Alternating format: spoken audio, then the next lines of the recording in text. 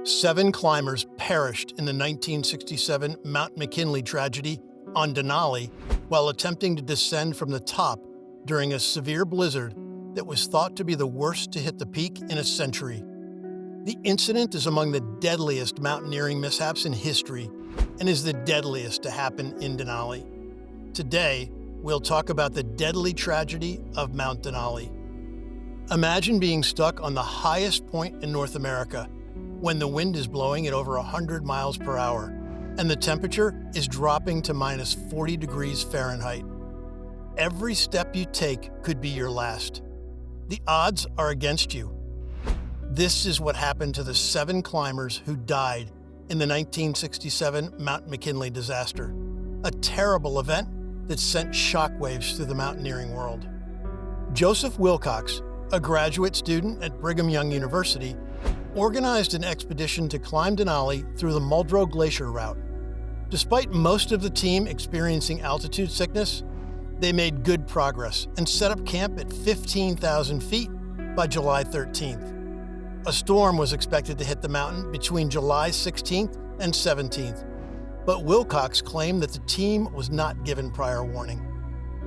Wilcox, Snyder, Lewis, and Schlichter, the team's other 4 members, left the high camp for the summit at midday on July 15th. While the 4 individuals at the first camp ascended to the high camp, the remaining members who had climbed the previous day rested at the high camp. The 4-person crew made descent progress with the exception of sporadic rest stops for Lewis and arrived at the peak around 6:30 p.m. Schlichter described almost ideal weather at the peak, including stunning views, little wind, and temperatures of about 6 degrees Fahrenheit. At around 9:50 p.m., the group returned to the high camp after staying roughly an hour and a half at the summit. The 12 team members had to stay at the high camp for the entire day on July 16th due to strong gusts that were buffeting the mountain at about 70 miles per hour.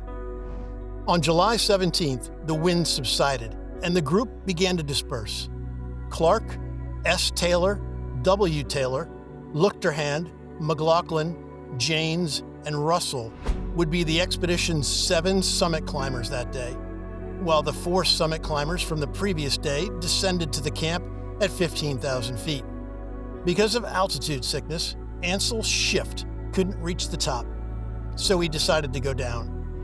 Clark's group began climbing late in the day, while Wilcox's group began going down. Steve Taylor stayed at the high camp because he got sick from being up so high.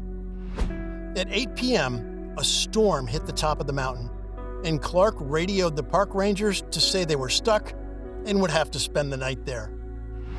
The next day at 11:30 a.m., Clark told Russell that he and 4 other climbers had reached the top, but Russell had not. The weather was still bad, and they planned to come down 5 to 10 minutes after a radio call at 8 p.m. This broadcast was the last time anyone heard from the climbers on the top. The Wilcox expedition on Denali ran into a bad storm with winds that could have gone as fast as 300 miles per hour.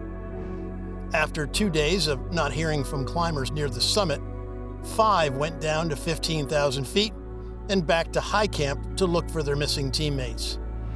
However, bad weather made them turn around and go back to high camp. The storm stopped people from coming to help, so the 5 men had to live in a tent with food that had not been cooked. They finally got down with help from other climbers, and a helicopter came to get them. The expedition's high camp was wrecked, and 3 bodies were found, but the other 4 bodies were never found. In 1968, a mission took place to help people find and bury all 7 climbers' bodies. According to Bradford Washburn, the biggest mountaineering disaster in American history was caused by adverse weather and poor tactical choices. After the accident, the Park Service considered prohibiting new Denali climbers, but decided against it. What do you think of the video? Let us know in the comments below, and don't forget to like, share, and subscribe to our channel for more stories. Thanks for watching. See you next time.